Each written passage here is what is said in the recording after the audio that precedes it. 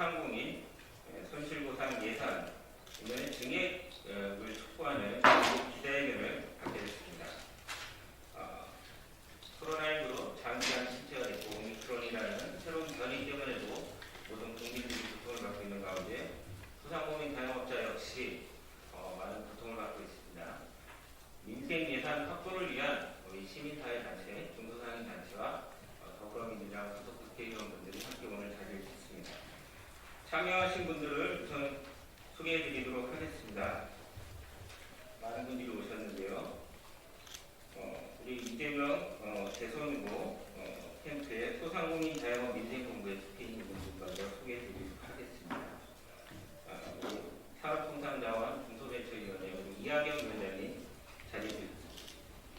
네, 그 다음에 서영교 위원장님 행안위 위원장이시기도 합니다. 같이 해주셨습니다. 네, 그 다음에 우리 더불어민주당의 웰비티는 민생실천의 위원장이신 진성준 위원장님 같이 자리해 주셨습니다. 네, 그 다음에 우리 같이 활동하고 계시는 김경만 의원님 함께 해주셨습니다. 네, 그 다음에 우리 윤영덕 의원님도 함께 자리해 주셨습니다. 다음으로는 우리 현장단체 분들을 소개해드리도록 하겠습니다. 한국중소상인 자영업자 총연합회 박용 부장님, 지역회 골목상권 살리기 운동본부의 부천 지역본부장의 한병환 대표님, 그 다음에 한국마트협회 김성민 회장님, 한국슈퍼마트 협동조합 연합회 임원배 회장님, 복합쇼핑몰 축전저지 BJ의 김진철 회장님, 여성소상공인 자영업자협회 정현희 회장님, 한국편의점 네트워크 손현덕 본부장님, 그 다음에 마찬가지 한상총련의 우리 이성원 총장님 이렇게 같이 자리해 주셨습니다. 그럼 오늘 지역화폐와 관련된 그 다음에 소상공인 손실보상 예산 편성에 있어서 증액을 요구하는 입장을 여는 말씀을 우리 이하경 위원장님께서 먼저 해주시겠습니다. 네, 민생본부 이하경입니다. 원동설안이 오고 있습니다. 날씨가 차가워지고 서민들은 다가올 추위에 벌벌 떨고 있는 실정입니다. 코로나가 다시 또 창궐 하려고 하고 있습니다. 그러면 그동안 피해를 받아왔던 유통서비스업, 소상공인들이, 자영업자들이 직격탄을 또 맞게 됩니다. 그러면 현재 손실보상과 지원은 훨씬 턱없이 부족합니다. 더 큰 재난이 지금 올 위기에 처해 있습니다. 그런데 정부는 안이하게도 지난해보다 훨씬 더 적은 지역화폐 예산을 책정하고 그것을 고집하고 있습니다. 지역화폐는 쉽게 말하면 겨울이 다가오면 집집마다 보일러를 돌려야 됩니다. 그런데 보일러에 기름통이 비어 있습니다. 그러니까 기름통에다 기름을 3바퀴 돌리는 것이 지역화폐입니다. 재난지원금은 지역화폐를 통해서 방을 전부 한 바퀴 돌려서 방을 따뜻하게 하고 기름통으로 다시 물통으로 물을 되돌아가게 합니다. 그런데 손실보상을 직접 하면 바로 소상공인의 통장으로 들어가고 맙니다. 그래서 보일러통에 온수는 잘 쓸지라도 한 바퀴 돌지 않으면 그 집은 따뜻하지가 않습니다.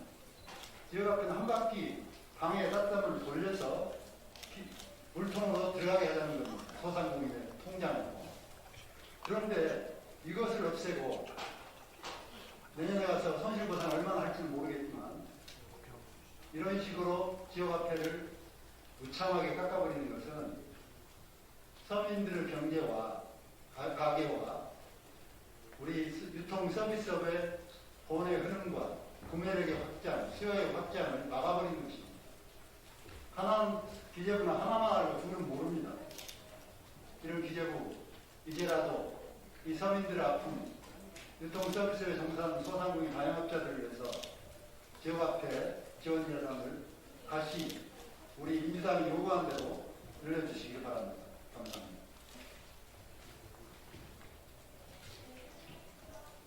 예, 이어서 행정안전위원회 서영교 위원장님 말씀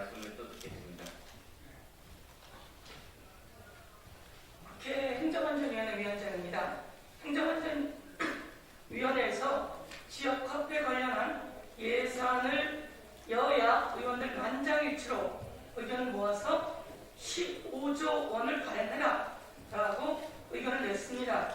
만장일치로 합의해서 보낸 내용입니다. 여야 의원들도 다 요구하는 사안입니다. 국민의힘 쪽 시장들이 있는 부산에서 더 많은 요구가 있고, 국민의힘 쪽 시장이 있는 서울시에서도 더 많은 요구가 있습니다. 이미 지역사랑 상품권, 지역 카페가 대한민국 소상공인들의 경제를 살려내고 대한민국 경제를 살려낸다라고 하는 통계가 나와 있습니다. 작년에 1조 500억 정도 기재부가 예산을 투입했고, 그리고 15조 원이 발행되었습니다. 기재부가 배치하는 예산은 1조 500억, 그것도 국민의 세금입니다. 그리고 국민이 그 중에 약 14조 원을 붙여서 15조 원이 발행되는 겁니다. 그런데 이것도 하지 않겠다고 기재부가 버티고 있는데, 이곳에서 여야 할 것 없이, 그리고 또 우리 이재명 후보 선거대책본부에서, 그리고 더불어민주당에서 강력히 요구합니다. 이렇게 기자회견까지 하게 하는 기재부의 발상 행태에 대해서 강력하게 비판하고자 합니다. 국민의 세금입니다. 국민의 세금을 아주 조금 투입해서 훨씬 더 많은 국민들이 돈을 보태서 경제를 살리고자 하는 것입니다. 당장 즉각 이에 동의하고 함께해야 될 것이다, 이렇게 말씀드리겠습니다. 그리고 이 예산이 돌고 나면 더 많은 세금이 부가가치세로 10% 다시 국가가 걷어들이게 됩니다. 이렇게 좋은 정치가 어디 있습니까? 그럼에도 불구하고 도대체 왜 그런 발상을 하고 있는지 의문 가지 않을 수 없습니다. 기재부에게도, 그리고 또 국무총리께도 강력하게 요구한다, 이렇게 말씀드리겠습니다. 감사합니다.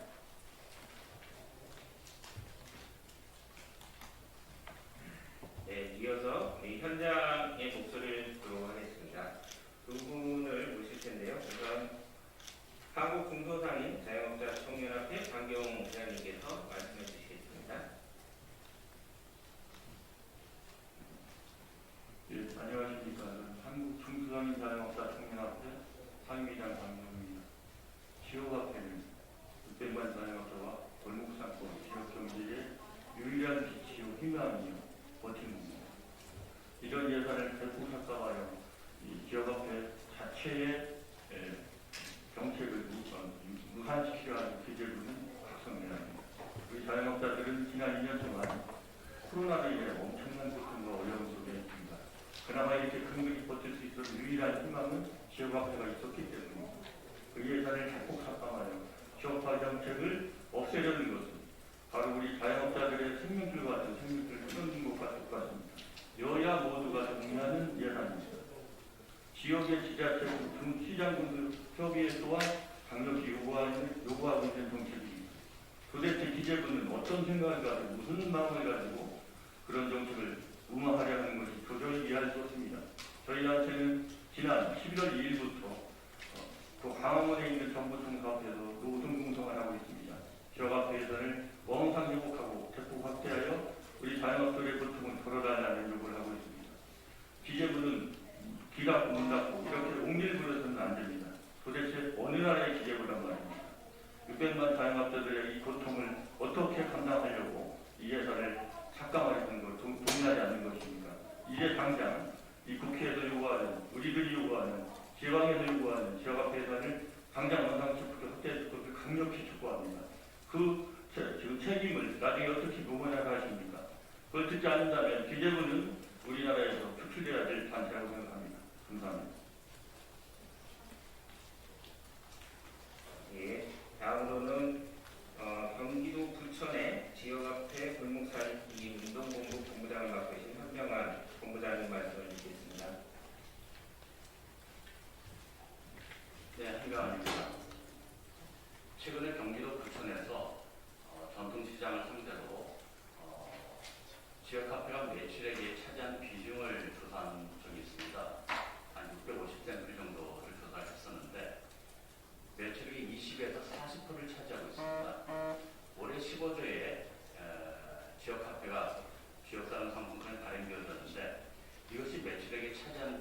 상당히 컸던 겁니다.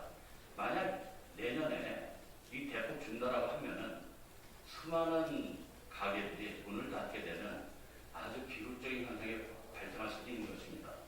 이 지역 카페는 골목 상권과 지역 상권의 생명줄 같은 그러한 겁니다. 반드시 지역 카페가 증액되어져서 골목 상권과 소상공인의 경제가 살아나갈 수 있도록 해야 될 것입니다. 기재부는 적극적으로 이 560만 명의 자영업자의 목소리에 귀를 기울여서 지역 카페를 반드시 증액해 주시기를 바라겠습니다.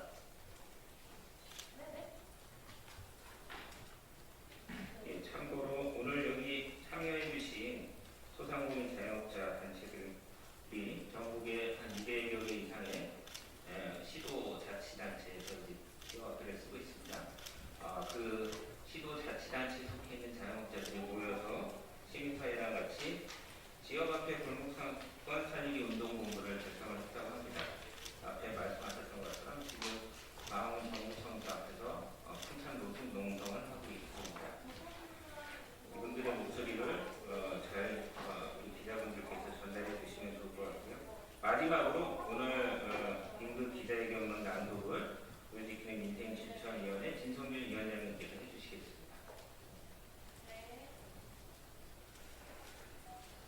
지역화폐와 소상공인 손실보상 예산 증액을 위한 여야정 막판 대타협을 촉구합니다. 코로나19로 벼랑 끝에 몰린 소상공인의 유일한 버팀목 역할을 해온 지역화폐 예산의 정상화가 기획재정부의 숫자론 앞에 무산될 위기에 빠졌다. 30일 열린 내년도 예산 관련 당정협의에서 기획재정부가 지역화폐 발행을 위한 예산 증액을 거듭 반대하며 합의를 불발시킨 것이다. 지역화폐가 골목상권 매출 증가와 가계 경제에 큰 도움이 된다는 것은 이미 경기도를 비롯한 다수의 지방자치단체에서 통계로 입증된 사실이다. 이에 벼랑 끝에 몰린 소상공인들은 한 줄기 희망으로 지역화폐 예산 증액을 요구하며 엄동설안에도 불구하고 장외 농성을 이어가면서 지역화폐 예산 증액을 촉구해왔다. 2년에 걸친 코로나 위기 동안 정부의 방역 정책에 협조하며 희생해온 전국의 소상공인은 합당한 보상과 지원이 있을 것이라는 믿음 하나로 힘겹게 버텨왔다. 하지만 기획재정부는 그간 실질적인 손실보상금 지급 반대, 전국민 재난지원금 지급 반대에 이어 이번 지역화폐 예산 정상화까지 반대하면서 소상공인이 붙들고 있던 마지막 생명줄마저 잘라버리려 하고 있다. 자영업자 중 저소득층 가구 6만 5천 가구 증가, 하루 1,000곳 폐업, 경영난을 못 이기고 극단적인 선택을 하는 소상공인의 참혹한 현실은 등한시하고 재정 건전성만 따지는 기획재정부의 안일한 인식과 비정한 예산 삭감을 강력히 규탄합니다. 따뜻한 사무실에 앉아서 국민이 주는 월급은 주어진 권한 이상을 사용하여 소상공인의 생존권을 짓밟고 있는 홍남기 기획재정부 장관 이하 기획재정부의 모든 공무원들에게 묻는다. 당신들은 대체 누구를 위해서 일하고 있는 것인가? 국민의 삶이 무너지면 아무리 철갑통이라 불리우는 공무원일지라도 그 자리가 안전할 수 없다. 이제라도 국민의 편에 서서 정직과 성실로 직무에 전념한다는 공무원 임용 방식의 선서를 떠올리면서 당신들 이웃의 절규에 귀 기울일 것을 강력히 촉구한다. 얼마 남지 않은 시간이지만 민생본부와 을지로위원회 소속 의원들은 상인단체와 연대하여 삭감된 지역화폐 예산을 정상화시키는 여야정 대타협을 위해 최선을 다할 것이다.